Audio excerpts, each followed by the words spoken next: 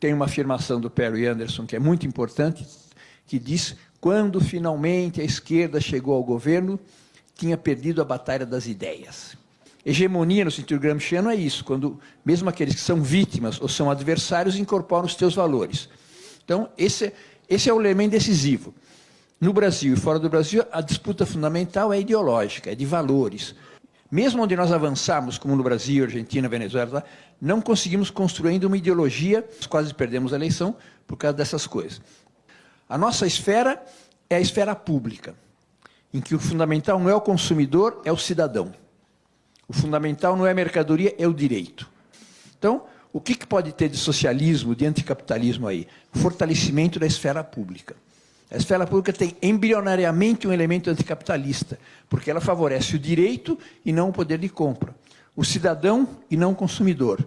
Cria espaços territoriais de direitos públicos, etc. Nós estamos criando embrionariamente um elemento anticapitalista. Mas esse é o embrião que eu diria que articula neoliberalismo, pós-neoliberalismo e socialismo. Fortalecimento da esfera, sobretudo porque a nossa via estratégica hoje não é a luta armada. Ela é justa, mas ela é ineficiente. Desde os anos 60, da necessidade de termos um partido que efetivamente tivesse no escopo, no horizonte, né, o socialismo. Nós não estamos numa política de via chinesa, via castrista, luta armada, não é. Qual é a nossa estratégia? Dizer, a nossa estratégia é de uma democratização profunda. Todos nós somos a favor da reforma política. Não é? Por quê? Porque nós estamos de cor e sabemos de cor e salteado que esse sistema que está aí foi feito para liquidar com o partido da esquerda. Eu não entendo que a saída para a nossa estratégia política ou de longo prazo seja nós voltar à austeridade fiscal, ao ajuste fiscal. Quer dizer, essas palavras e esses conceitos e essas políticas não fazem parte da nossa história.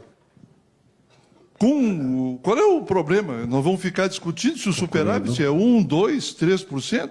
Mas que isso? Em que lugar do mundo isso tem importância? Isso só tem importância aqui para o globo, para o valor econômico, para essa turma que vive do rentismo. Não é o nosso, não é o nosso critério. Que eu queria chamar a atenção, tá? Que há uma ruptura do monopólio das esquerdas nesse país hoje, no nosso intervalo do tempo, com relação às ruas. Uma semana muito dura para nós. A perda do Eduardo Galeano e a prisão do nosso Vacari. Eu não quero deixar de passar em branco isso, porque... Mas nós, governo e partido, sem dúvida nenhuma, nesse tempo, abrimos mão de uma tarefa fundamental, que era exatamente a tarefa do debate, da qualificação das pessoas e da comunicação de massa, que essa sim poderia fazer um instrumento fundamental para essa tal de estratégia de maiorias, ou seja, de discussão dos nossos valores. Quando eu me insurjo contra a condenação desse ou daquele no partido, quando eu fui contra, e quero dizer publicamente isso aqui, que o Vacari abrisse mão da tesouraria do partido, é porque eu acho que o negócio não é esse.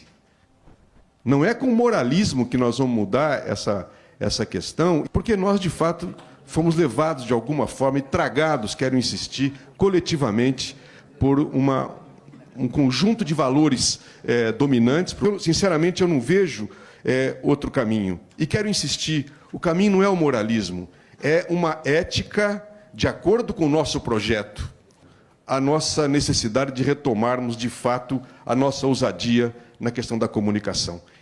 Eu não acho que a gente tem que perder tempo em fazer um debate sobre o negócio de mudança de lei. Podemos fazer mudança. O problema não é esse.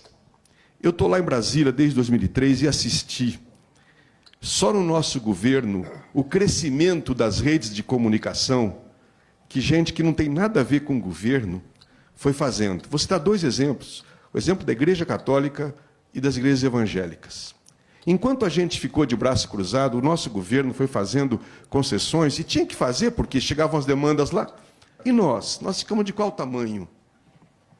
A nossa imprensa sindical, a nossa imprensa... Eu não falo de imprensa partidária, eu falo de iniciativas que podem ser tomadas, que devíamos tomar, mas que podemos ainda tomar. Queria insistir, pelo amor de Deus, nisso. A gente governa o nosso país, né, já há 15 anos, e se a gente for olhar, realmente nós não disputamos a consciência do povo brasileiro. Concluindo. Ainda não consegue apontar o link de ligação do nosso processo de construção política com a real condição e situação do exército de negros e pardos que compõem a sociedade brasileira. Que é um feminismo que é anticapitalista, ele é antirracista. Um minuto. Ele é antirracista e, portanto, ele é antineoliberal, e a gente entende que não existe feminismo sem o socialismo. Portanto, eu entendo que, para a compreensão da crise que nós vivemos, a crise do partido e no partido, nós precisamos renovar internamente a nossa agenda feminista. Eu queria fazer um comentário sobre isso.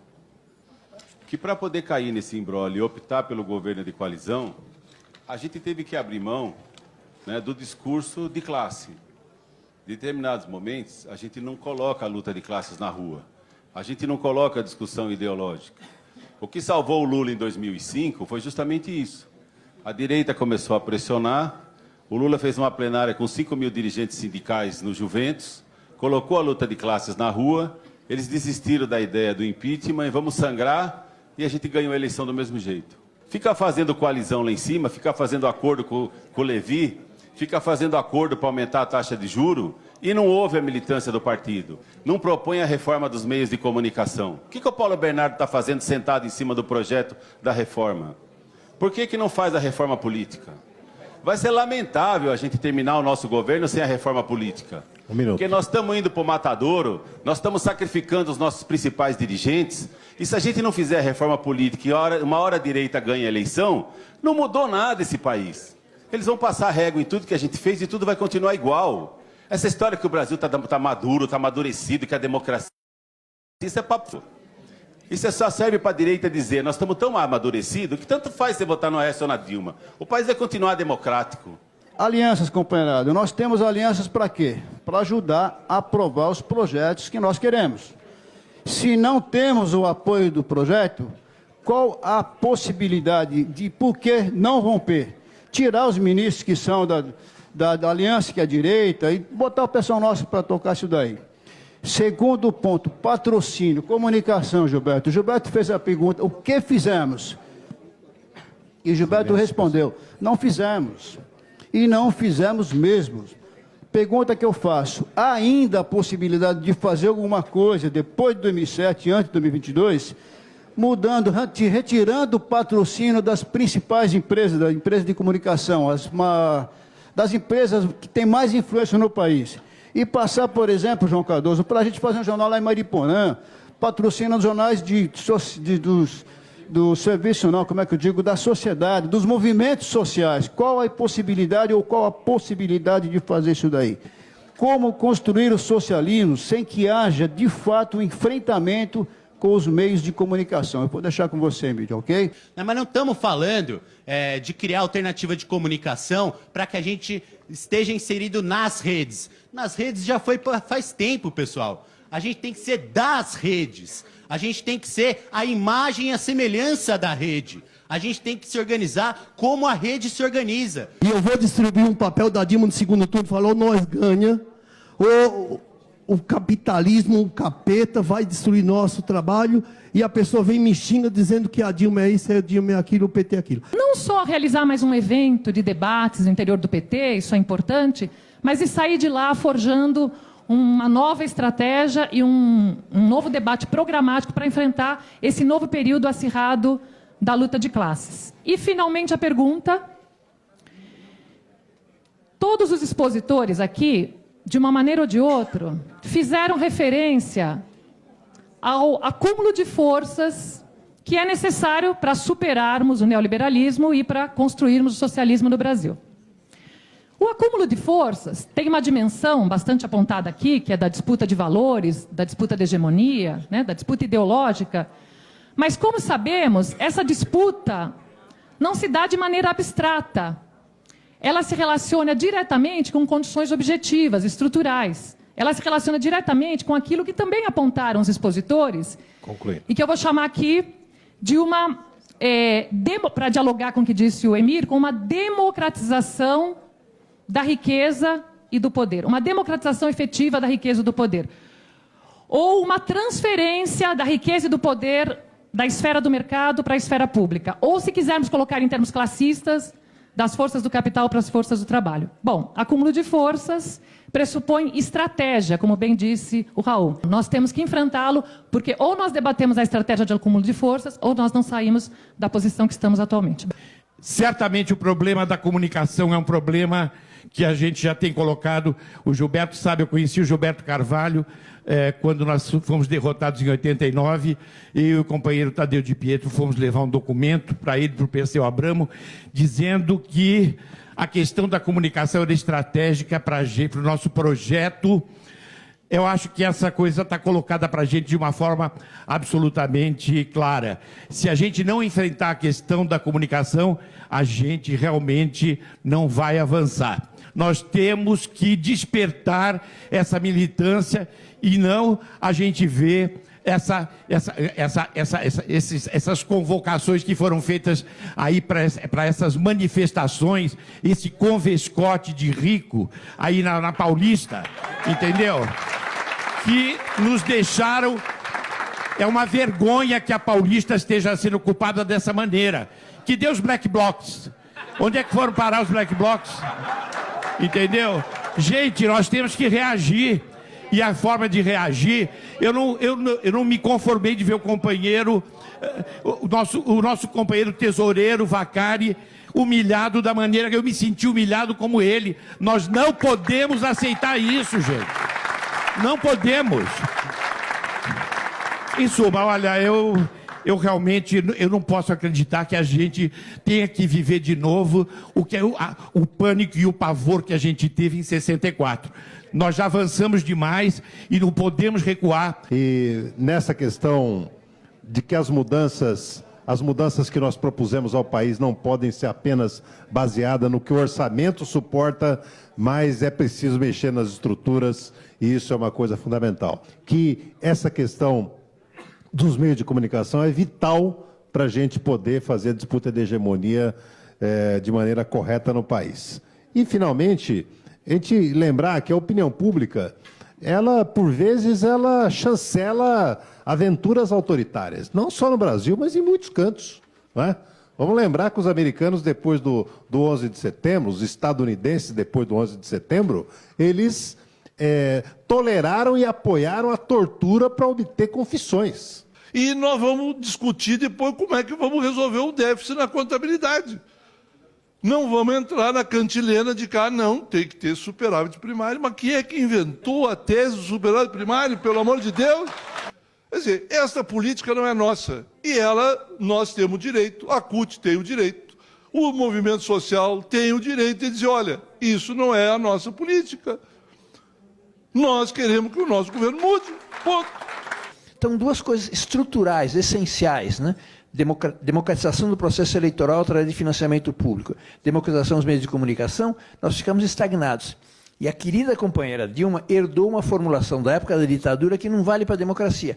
Eu prefiro uma imprensa que grite a uma imprensa calada. Isso é a alternativa na época da ditadura.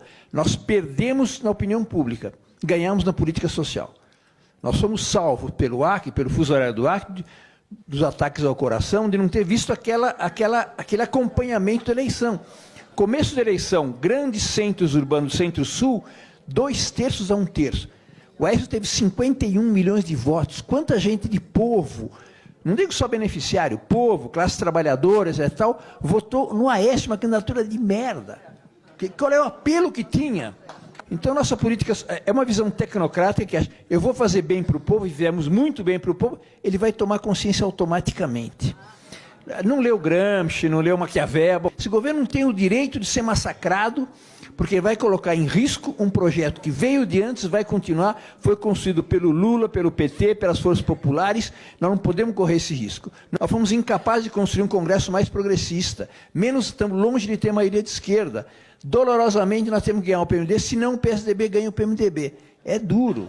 É duro, mas é a realidade da governabilidade imediata, sem a qual o Lula teria caído até em 2005. Preciso lembrar que o Lula tinha 30 e poucos % de votos.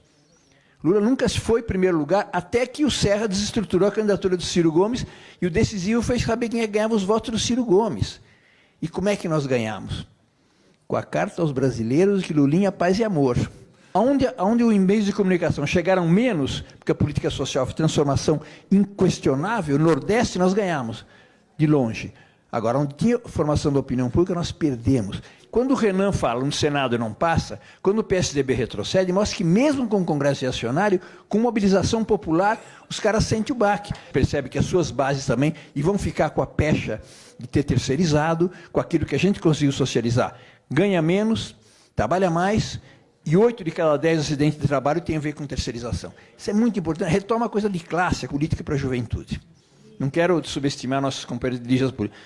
Todos os temas fundamentais da juventude, ou o governo não leva em conta, ou é contra. Quer dizer, de tal maneira que recebemos a fubecada de junho de 2013. Nós não temos um trabalho, um apoio forte dos intelectuais e dos jovens. Os jovens são fundamentais.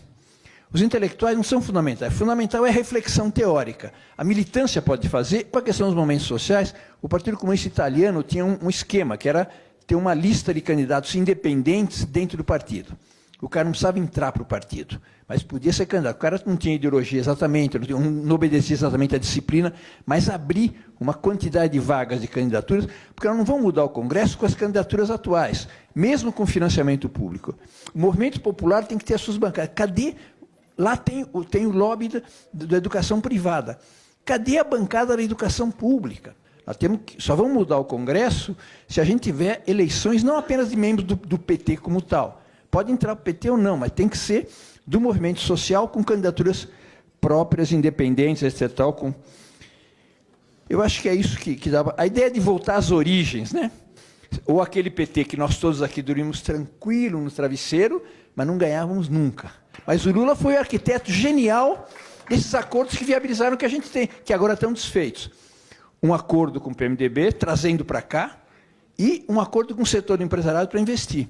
O Lula entrou na parada e está recompondo a aliança com o PMDB. Agora, a aliança com o empresariado é mais complicada, porque nós estamos aumentando a taxa de juros. Como é que a gente vai falar, invista em cimento, se ele ganha mais na taxa de juros?